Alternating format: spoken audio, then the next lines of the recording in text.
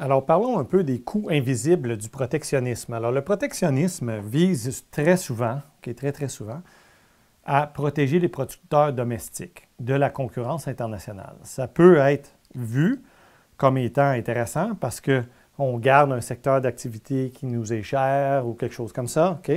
Mais il y a plusieurs choses que ça engendre, surtout à long terme. Premièrement, notre pouvoir d'achat est plus petit parce qu'on paye plus cher pour quelque chose qu'on pourrait avoir, la même chose peut-être, pour moins cher.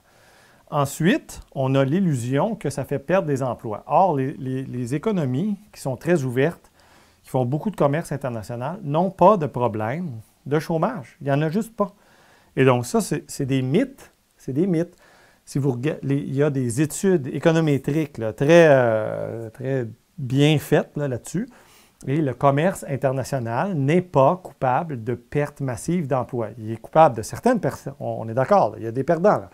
Mais au net, pour l'ensemble de la société, c'est des gains nets, même en emploi.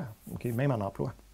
D'autres types d'emplois. Il y a des secteurs qui ferment, d'autres qui ouvrent, et tout se réinvente. Donc, la concurrence mondiale, c'est une espèce de coup de pied au cul, quoi, qui fait qu'on s'améliore constamment parce qu'il y a des pressions concurrentielles qui font qu'on doit innover, on doit trouver des nouveaux produits meilleurs, amélioration non seulement du type de produit et tout ça, mais aussi des coûts de production. Et donc, ça fait que les coûts sont à la baisse, les coûts de production là, sont à la baisse.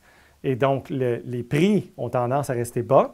Et donc, le pouvoir d'achat des consommateurs est plus grand. Donc, le niveau de vie matériel de l'humain moyen augmente. Et c'est effectivement ce qui est observé dans les faits.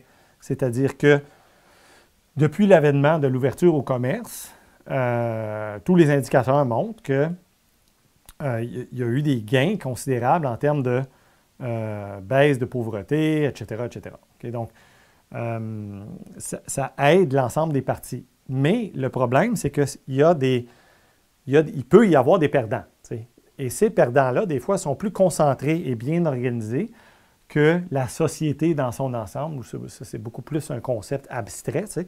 Et c'est ce qu'on appelle, et ça, c'est un concept très important en politique publique, là, le problème de l'action collective. Le problème de l'action collective, ça dit quoi? Ça dit que parfois, il y a des coûts qui sont dilués. Donc, mettons, on finance tous les producteurs de quelque chose. Okay? Et ces producteurs-là, il y en a peu. Et on prend une petite ponction sur chaque personne. Mettons, sur tous les Canadiens, on prend 100 $ au total là, en taxes et impôts par année, mettons. Là. Et ça donne un gros chiffre, n'est-ce pas, sur tout l'ensemble de l'économie. Et on distribue ce gros chiffre-là sur quelques producteurs. Et donc, les bénéfices sont concentrés. Donc, les bénéfices concentrés et les coûts, donc les bénéfices sont concentrés.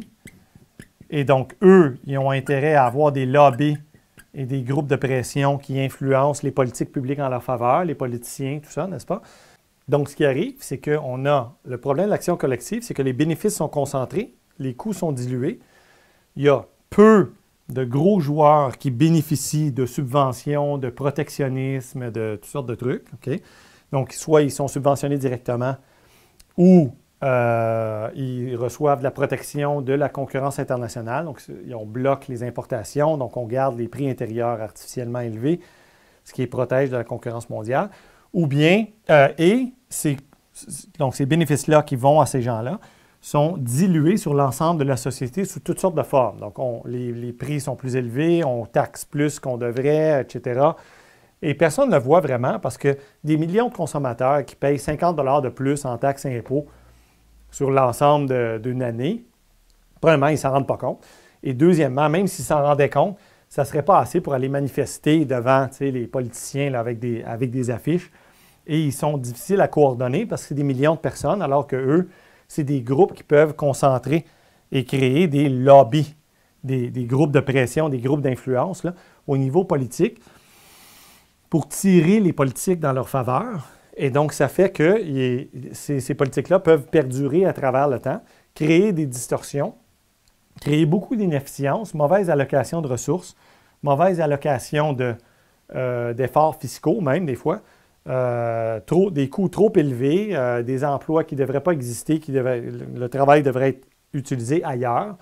Donc, toutes sortes de choses comme ça qui font en sorte que les politiques protectionnistes peuvent paraître même des fois attirantes, mais il faut faire très attention parce qu'à long terme, ce qui bénéficie l'ensemble de la société, c'est la prospérité et les gains de productivité et l'efficience, parce que ça fait qu'on peut dégager des ressources pour faire d'autres choses ou rien faire, donc juste pas travailler puis avoir du temps libre sans sacrifier de niveau de vie matériel. Donc, ça aussi, c'est des gains, évidemment. Donc, le problème de l'action collective se pose beaucoup dans les politiques commerciales. Ensuite, l'autre problème, c'est les guerres commerciales posent aussi un problème politique. Là, je ne parle pas de politique économique, mais bien politique, la vraie politique, là, pour les votes et tout ça, là, les partis politiques. Et le problème politique est le suivant, c'est que lorsqu'il y a des élections qui s'en viennent, donc les gouvernements, ce qu'ils font, c'est qu'ils identifient dans leur pays, ils vont dire, OK, eux autres, ils votent toujours pour nous, donc on s'en fout. Eux autres, ils votent toujours pour nous, donc on s'en fout. Eux autres aussi, puis eux autres, on ne sait pas. C'est ce qu'on appelle en anglais un swing state.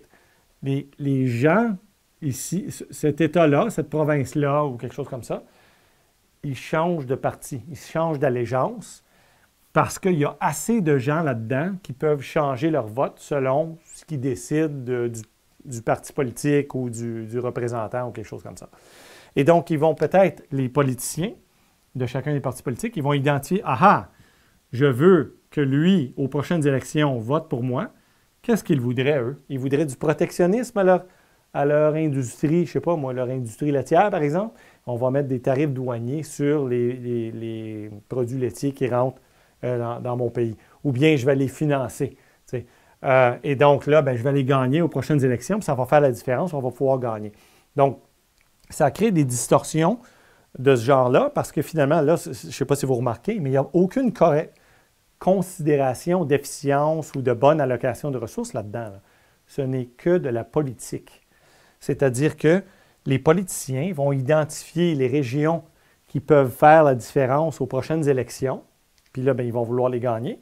Ils vont identifier les politiques économiques qui vont être sexy pour eux, qui sont peut-être au détriment de tout le reste de la société, mais ce n'est pas grave, parce que si ça leur fait gagner les prochaines élections, les autres sont contents. T'sais.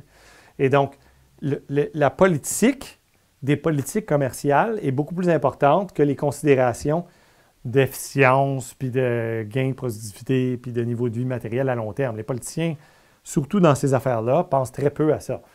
L'autre chose, c'est que les pays qui subissent, les autres pays, là, qui subissent les contre-coups de la guerre commerciale, ils peuvent vouloir punir les politiciens qui sont en train d'instaurer la guerre commerciale avec eux-mêmes dire, nous, on va mettre des tarifs douaniers sur les trucs qu'eux exportent. Et donc là, ça va leur faire mal à eux. Et donc, on espère, cet autre pays-là, là, que ça va faire mal aux politiciens de ce pays-là, puis ça va les punir de nous avoir instauré des tarifs sur nos biens qu'on leur envoie. Et donc, il y a toutes sortes de considérations comme ça qui n'ont rien à voir avec la bonne allocation des ressources, la bonne utilisation des fonds publics, puis toutes ces affaires-là. Tu sais. Et ça découle à la fois d'éléments politiques, de swing state, donc d'indécis, à la fois les États ou les provinces qui changent d'allégeance et les individus qui changent d'allégeance. Et ça découle du problème d'action collective avec les phénomènes de bénéfices concentrés et de coûts dilués. Okay? Donc ça, c'est des concepts là, clés en économie des politiques publiques en général. Et donc, c'est très important de garder en tête là, lorsqu'on réfléchit à ce qui est en train d'arriver au niveau politique dans les guerres commerciales, ces choses-là.